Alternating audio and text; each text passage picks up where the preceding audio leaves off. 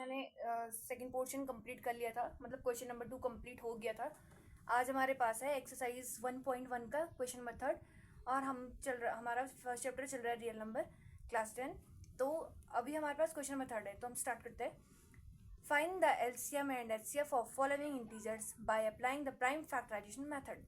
ठीक है, एलसीएम और एचसीएफ निकालेंगे हम किससे? प्राइम फैक्टराइजेशन मेथड से। तो पहला है 12, 15 एंड 21। तो पहले हम इनके प्राइम फैक्टर्स निकालेंगे। सबसे पहला है 12। 12 को आप कैसे तोड़ सकते हो? 2 इंटू 2 इंटू 3। ओके, वैसे ही आप 15 को कैसे लिख सकते हो? 3 इंटू 5। एंड 21 को भी आप 3 इंटू 7 लिख सकते हो। अब हमने इनका एचसीएफ निकालना है। एचसीएफ मतलब जो तीनों में कॉमन हो। तीनों में कॉमन क्या है? 3।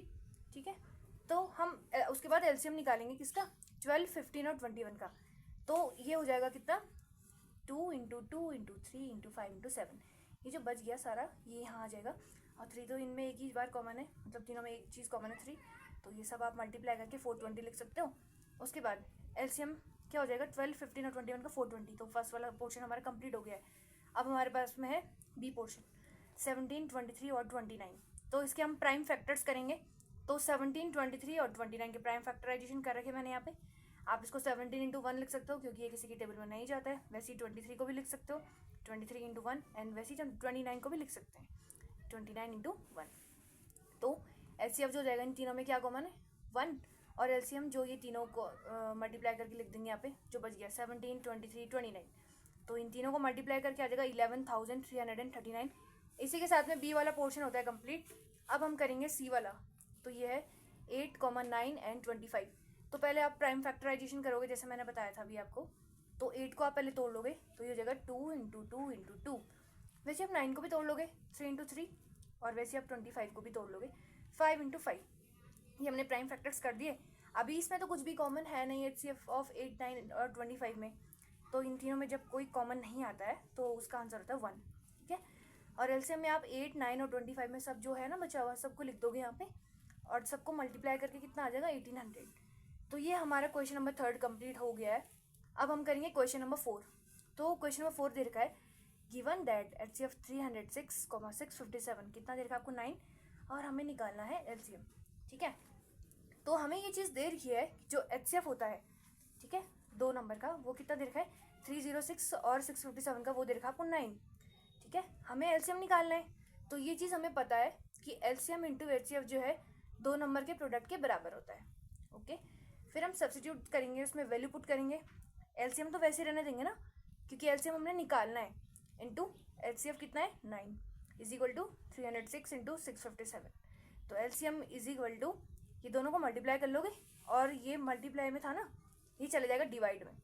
तो इसको आप काट लोगे, 73 टाइम्स काटा मैंने। तो 306 और 73 को मल्टीप्लाई करके कितना आ गया? 22,338। इसी के साथ क्वेश्चन नंबर 4 कंप्लीट। अब हम चलते हैं क्वेश्चन नंबर 5 की तरफ। मिनट, हाँ आपको दिख रहा है? हाँ, सो इसमें है चेक वेदर 6 की पावर n कैन एंड, क्या 6 की पावर n डिजिट 0 के साथ में एंड हो सकता है for any natural number n। तो नेचुरल नंबर आपको पता होगा जैसे 1, 2, 3, 4, 5 ऐसे डैश डैश इन्फिनिटी तक। ठीक है, तो जब कोई नंबर किसी डिजिट के 0 के साथ में एंड करता है तो वो डिविजिबल भी होना चाहिए 10 से, और इन अदर वर्ड्स ये डिविजिबल होना चाहिए 2 और 5 से। जैसे आप देख सकते हो कि 10 को हम कैसे ब्रेक कर सकते हैं? 2 इंटू 5। तो इसमें 0 आ रहा है ना, जिसका मतलब ये तो है, ये तो हो सकता है। लेकिन यहाँ पे ये 6 की पावर n की बात कर रहा है। तो आप तोड़ोगे जब तो 2 इंटू 3 की पावर n हो जाएगा ना। तो यहाँ पे कहीं पे 0 आ रहा है? नहीं आ रहा है। ठीक है, तो ये प्राइम फैक्टराइजेशन नहीं है 6 की पावर n का, क्योंकि ये डिजिट 0 के साथ एंड नहीं हो रहा है इसीलिए। ठीक है, अब हम चलते हैं क्वेश्चन नंबर 6 की तरफ। क्वेश्चन नंबर 6 है, यहाँ पे दे रखा है explain why 7 into 11 into 13 plus 13 and 7 into 6 into 5 into 4 into 3 into 2 into 1 plus 5 और कंपोजिट नंबर। तो कंपोजिट नंबर आपको पता होगा जिसके फैक्टर्स मतलब 2 या उससे ज़्यादा होते हैं, जैसे 6 हो गया। ठीक है, composite number have factors other than 1 and itself. ठीक है, तो ये ऑब्जर्व किया गया। पहले हम ये वाला पोर्शन सॉल्व करेंगे, फिर हम ये वाला पोर्शन सॉल्व करेंगे। तो यहाँ पे लिखा है मैंने 7 इंटू 11 इंटू 13 प्लस 13। तो इन दोनों में क्या चीज़ कॉमन है? 13 कॉमन है ना। 13 को आप बाहर ले लेना, इंटू अंदर बच जाएगा 7 इंटू 11 प्लस 1। ठीक है, कई बच्चे बोलेंगे हमें 1 कैसा है, तो 13 1 जा 13, ठीक है। 13 इंटू, अब क्या हो जाएगा ये 11 7 जा 77 प्लस 1, ठीक है। अब क्या हो जाएगा 13 इंटू, आप इन दोनों को ऐड कर लोगे तो ये हो जाएगा 78। इसको हम तोड़ सकते हैं 13 इंटू 6 के फॉर्म में। सो गिवन एक्सप्रेशन जो है 6 और 13 जो है फैक्टर है, इसका मतलब ये एक कंपोजिट नंबर है, ठीक है। अब इसका सेकंड वाला पोर्शन भी हम ऐसे ही कंप्लीट कर देंगे कि 7 into 6 into 5 into 4 into 3 into 2 into 1 plus 5। आप इसमें भी देख सकते हो कि 5 कॉमन है, जो चीज़ कॉमन है उसे आप बाहर ले सकते हो, ठीक है। इंटू अंदर जो बच जाएगा, अंदर को 5 नहीं कॉमन लेना है, ठीक है। फिर 7 into 6 into 4 into 3 into 2 into 1 और फिर प्लस 1।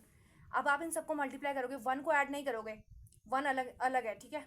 पहले मल्टीप्लाई करेंगे हम इसे, तो 5 इंटू ये आ जाएगा 1008 प्लस 1, लास्ट में करोगे आप ऐड। सो हैंस ये भी एक कंपोजिट नंबर है। तो क्वेश्चन नंबर 6 हो गया हमारा कंप्लीट। अब क्वेश्चन नंबर 7 शायद आखिरी है इसका, वो मैं आपको नेक्स्ट वीडियो में कवर करवाऊंगी। तब तक के लिए थैंक यू।